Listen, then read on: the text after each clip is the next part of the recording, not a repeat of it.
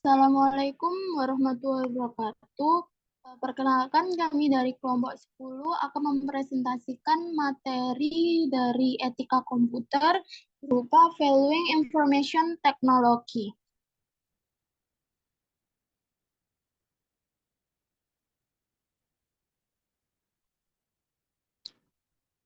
Oke, sebelumnya perkenalkan nama saya Dianita Puspitasari dengan NPM 210820101070. Pada pembahasan awal yaitu berupa awalan dari adanya paradoks produktivitas, di mana pada akhir 1980-an itu terdapat sejumlah peneliti yang melakukan penelitian untuk mengukur nilai tambah sebuah organisasi. Nah, dari penelitian ini itu mereka tidak menemukan berupa nilai tambah bagi organisasi tersebut, di mana dari hasil penelitian ini dikenal sebagai paradoks produktivitas itulah. Nah, itu pengenalan paradoks produktivitas itu dari Brian Jobson pada tahun 1992, Hoffman pada 1988, dan Rhodes pada 1991. Nah, untuk melakukan pengukuran untuk menentukan nilai tambah dari TI tersebut, itu sebuah penelitian tersebut menggunakan dua sudut pandang yang tepat atau dua sudut pandang yang utama, di mana yang pertama yaitu berupa sudut pandang pengguna, di mana pengguna sendiri itu adalah siapapun, baik dari individu, organisasi, maupun departemen organisasi yang menggunakan teknologi tersebut. Nah, biasanya pada sudut pandang pengguna ini membahas tentang sebuah kelayakan, manfaat, ataupun perlunya penggunaan teknologi bagi pengguna tersebut.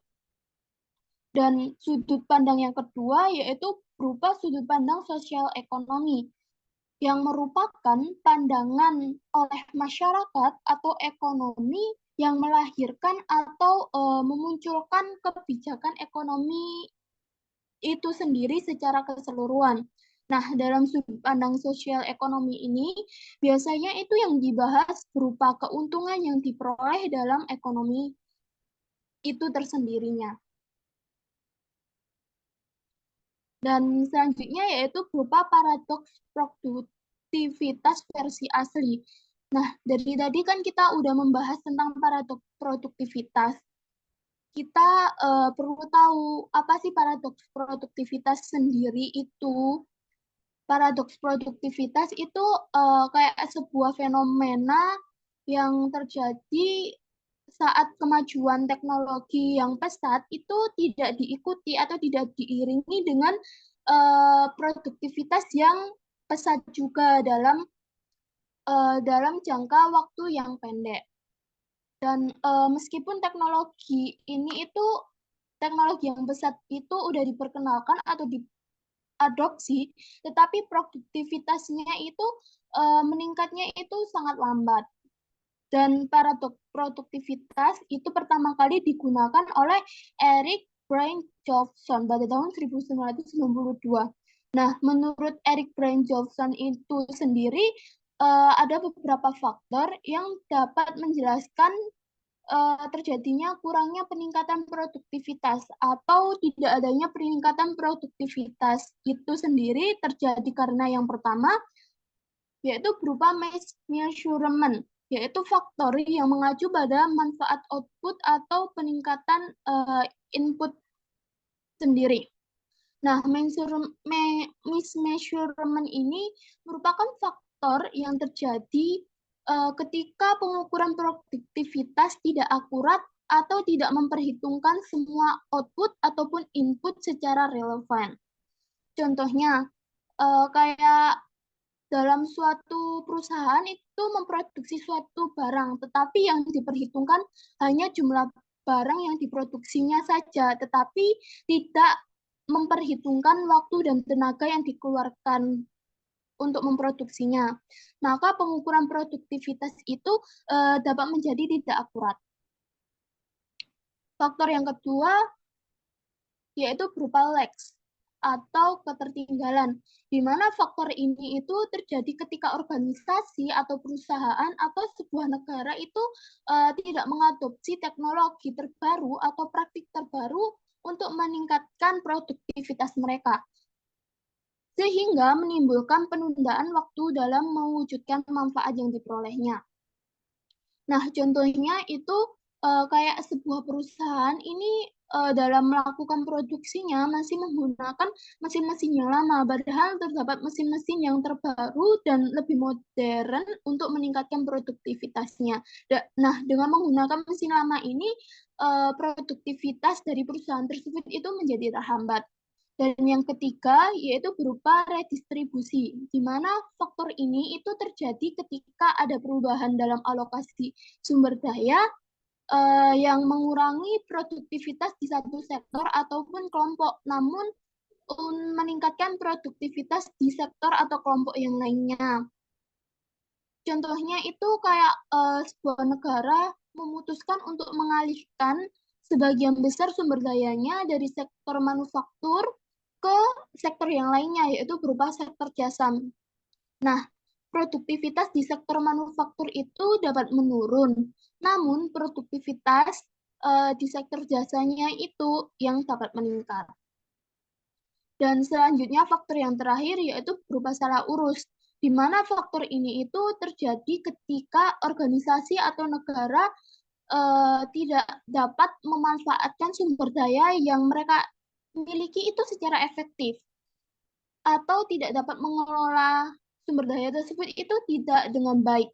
Contohnya kayak sebuah perusahaan itu udah membeli mesin dengan kualitas yang baik, dengan harga yang mahal dan yang mesin terbaru, tapi perusahaan ini itu tidak dapat mengoperasikannya dengan teknisi yang terampil. Maka produktivitas perusahaan tersebut itu dapat menurun.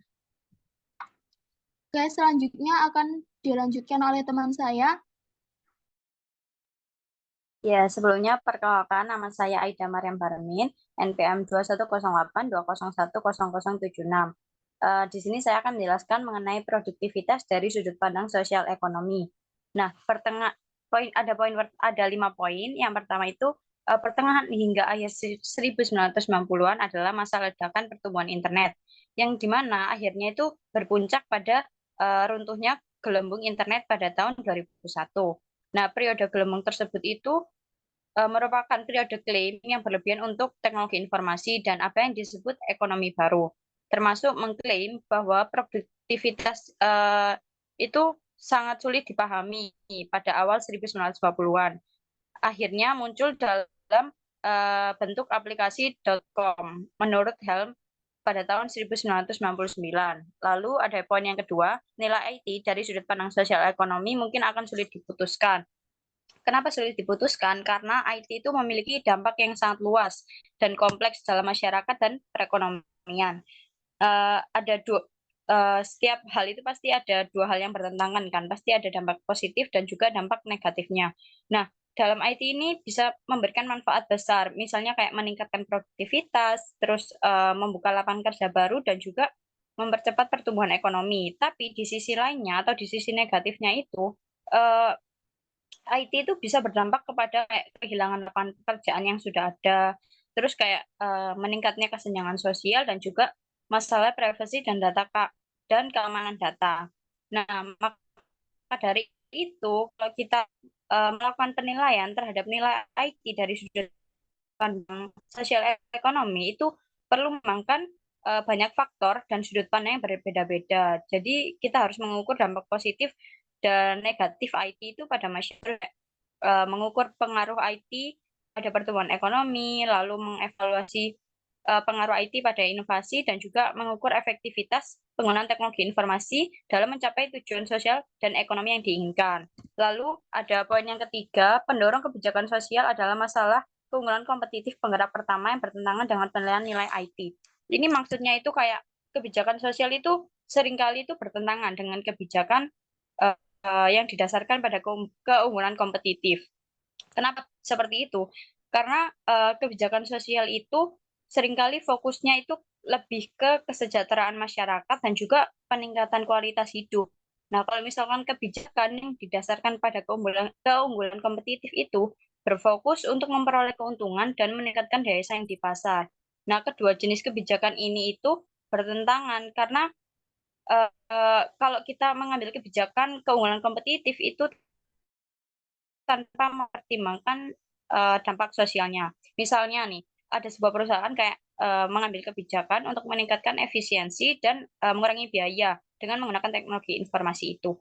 Tapi kebijakan ini pastinya meningkatkan keuntungan bagi perusahaan kan, dan juga bisa meningkatkan daya saing di pasar. Tapi kalau dilihat dari kebijakan sosialnya, nah kebijakan tersebut itu bisa berakibat ke pemecatan massal dan juga penurunan kesejahteraan karyawan. Nah, maka dari itu kebijakan tersebut itu akan bertentangan dengan kebijakan sosial yang dimana tujuannya itu untuk meningkatkan kualitas hidup masyarakat. Lalu ada poin yang keempat, kontribusi sosial ekonomi secara keseluruhan patut diperhatikan seiring dengan perubahan kondisi. Karena hal itu dapat mempengaruhi banyak aspek di kehidupan masyarakat, misalnya kayak lingkungan, ekonomi, kesehatan, dan lain-lain. Nah, perubahan kondisi ini contohnya seperti perubahan teknologi. Nah, perubahan teknologi itu kayak misalnya perkembangan teknologi informasi itu udah memberikan banyak manfaat ekonomi seperti meningkatkan efisiensi produk dan juga memberikan akses yang luas terhadap pasar global. Tapi perkembangan teknologi ini juga dapat mempengaruhi pasar tenaga kerja karena bisa mengurangi kesempatan kerja bagi pekerja yang tidak memiliki keterampilan atau tidak mumpuni dalam pendidikan yang dibutuhkan dalam era digital ini. Maka dari itu, kontribusi sosial ekonomi dari teknologi informasi itu harus dinilai secara keseluruhan agar manfaatnya itu bisa terdistribusi secara merata dan juga berkelanjutan seperti itu. Lalu ada poin yang kelima, itu pertimbangan nilai TI sosial ekonomi secara keseluruhan dari sudut pandang etika. Itu sangat penting karena untuk memastikan apakah teknologi informasi ini udah digunakan secara benar dan bertanggung jawab. Ini ada beberapa poin etika yang menjadi penilaian nilai TI dalam sosial ekonomi. Yang pertama kayak keadilan, yaitu maksudnya kayak pemerataan akses terhadap teknologi informasi itu harus diperhatikan, harus bermanfaat untuk semua orang dan tidak hanya untuk kelompok tertentu aja. Terus privasi dan keamanan ini maksudnya kayak kebijakan dan praktik penggunaan data itu harus sesuai dengan aturan dan norma etika yang berlaku. Terus yang ketiga dampak lingkungan itu harus apa ya harus mengurangi dampak lingkungan yang merugikan. Terus yang poin keempat ada transparansi, itu maksudnya kayak masyarakat itu mengetahui dan memahami informasi yang diperlukan tentang penggunaan teknologi informasi itu. Dan juga yang kelima, yang terakhir pertanggungjawaban itu maksudnya semua pihak terlibat dalam penggunaan teknologi informasi harus bertanggung jawab atas tindakan dan keputusan mereka terhadap masyarakat dan juga lingkungan gitu. Next.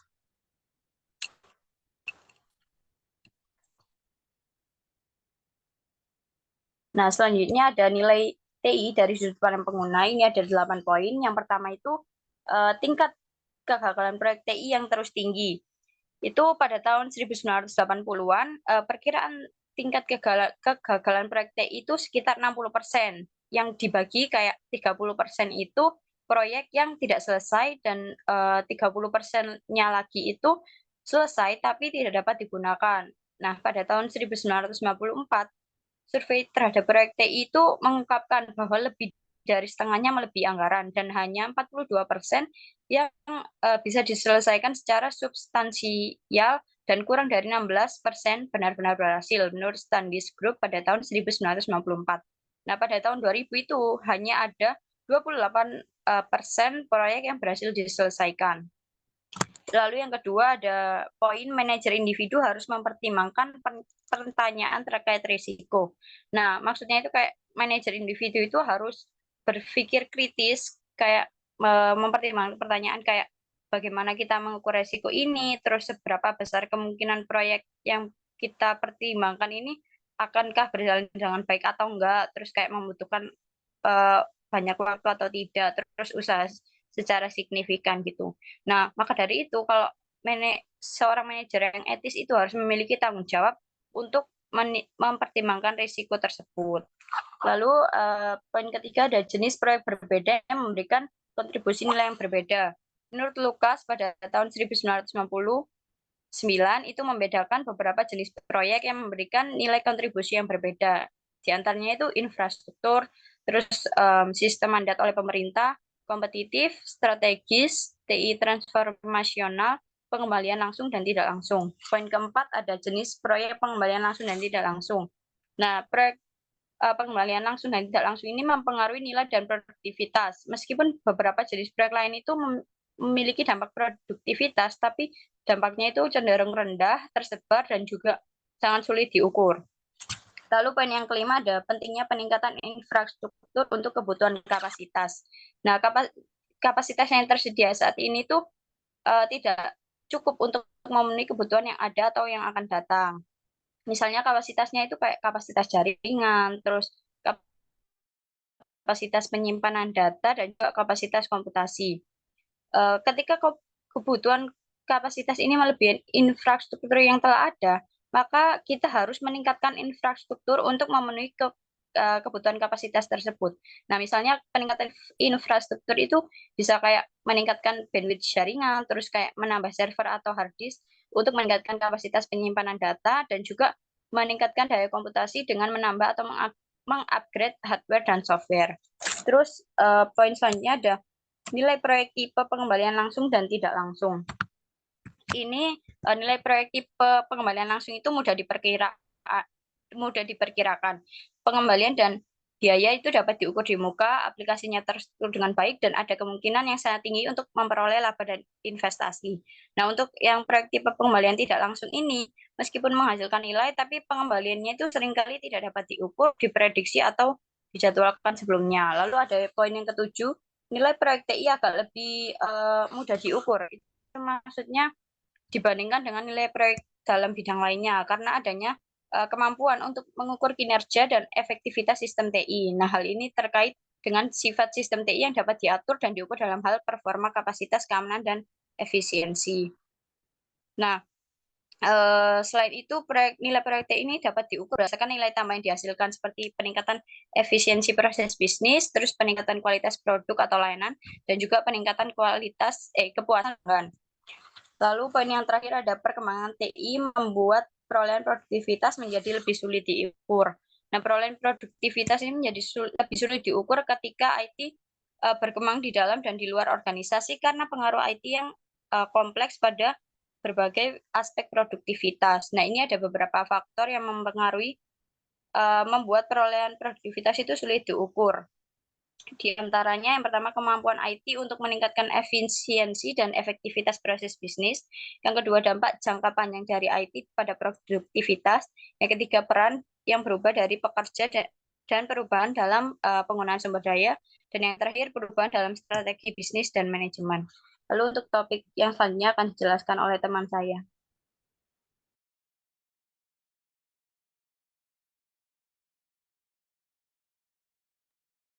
Oke, baik. Sebelumnya perkenalkan nama saya Maman Fadila dengan PM 2108201001067. Nah, kali ini saya akan membahas tentang konsekuensi manajerial. Nah, dalam konteks manajemen resiko, konsekuensi manajerial ini berkaitan dengan pemahaman terhadap resiko yang mungkin terjadi sebagai akibat dari keputusan manajerial tertentu. Nah, berdasarkan buku yang telah kami baca, terdapat dua saran model atau pendekatan, yaitu yang pertama itu model Lucas pada tahun 1999 dan pendekatan Harvard Business School yang dikemukakan oleh Applegate, Austin, dan McFarland pada tahun 2003. Yang pertama, saya akan menjelaskan tentang model Lukas terlebih dahulu. Inti dari model Lukas 1999 adalah memahami bahwa perkembangan teknologi informasi memiliki dampak yang signifikan pada organisasi dan strategi bisnis. Model ini menekankan bahwa TI bukan hanya merupakan alat atau infrastruktur, tetapi juga dapat berperan sebagai pendorong perubahan dan inovasi dalam organisasi. Model Lugas ini mengajukan 4 dimensi kunci yang harus dipertimbangkan dalam mengintegrasikan TI dengan strategi bisnis. Di antaranya yang pertama yaitu arsitektur teknologi. Poin ini memfokuskan pada pengembangan dan implementasi infrastruktur TI yang memadai termasuk perangkat keras, perangkat lunak, jaringan, dan sistem basis data. Arsitektur TI yang kuat diperlukan untuk mendukung kebutuhan organisasi dan memastikan kelancaran operasional. Lalu yang kedua yaitu sistem informasi. Poin ini itu menyoroti kayak pentingnya pengelolaan informasi yang efektif dalam organisasi. Sistem ini harus mampu mengumpulkan, menyimpan, memproses, dan menyebarkan informasi dengan cepat dan akurat kepada pengambil keputusan di semua tingkatan organisasi. Lalu yang ketiga yaitu proses bisnis, menekankan pada pentingnya kayak perbaikan proses bisnis yang ada untuk mencapai efisiensi, efektivitas, dan keunggulan kompetitif. Penggunaan TI dapat membantu dalam otomatisasi, pengintegrasian, dan transformasi proses bisnis yang ada. Lalu poin 4 yang terakhir pada model Lugas ini yaitu manajemen sumber daya. Menggarisbawahi pentingnya pengelolaan sumber daya manusia, keuangan, dan teknologi dengan baik.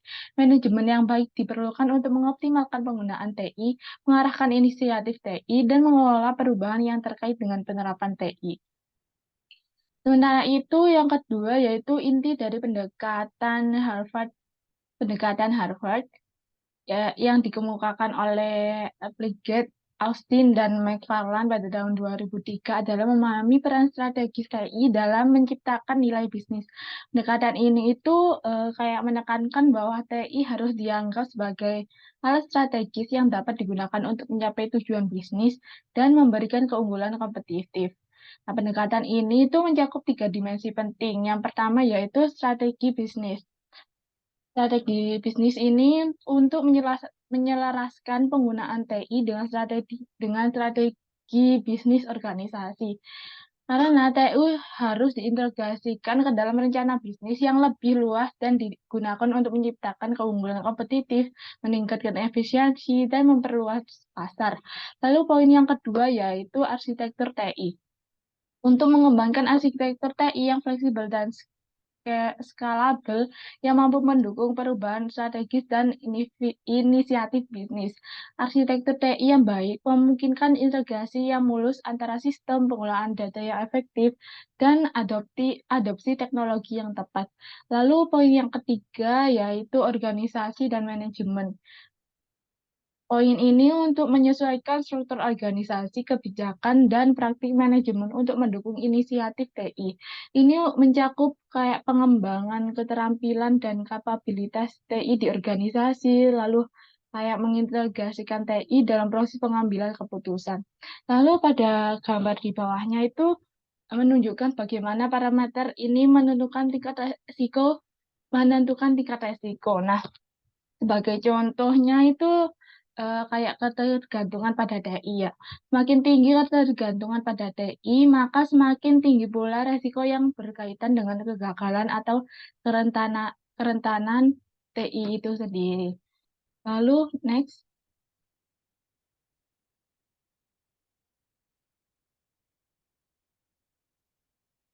Baik, yang terakhir ya itu terdapat kesimpulan. Kesimpulan yang dapat kami ambil dari penjelasan yang telah kami jelaskan sebelumnya, yaitu yang pertama, evaluasi kecocokan proyek TI dengan tujuan strategis organisasi, penting untuk proyek dengan kepentingan strategis, dan memerlukan pengalaman manajemen dan teknis.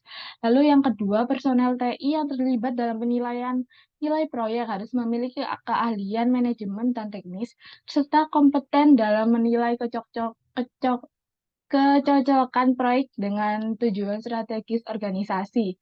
Lalu yang ketiga atau terakhir yaitu pengalaman teknis dan manajerial diperlukan untuk menilai kemungkinan keberhasilan proyek baik secara umum maupun dalam konteks organisasi tertentu, dan keputusan yang efektif tidak boleh hanya didasarkan pada temuan penelitian yang tidak sempurna. Next.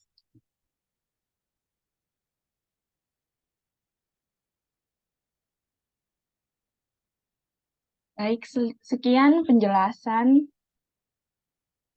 dari kelompok kami. Jika ada pertanyaan, silahkan dikit dulu, lalu ditanyakan pada pertemuan tatap muka.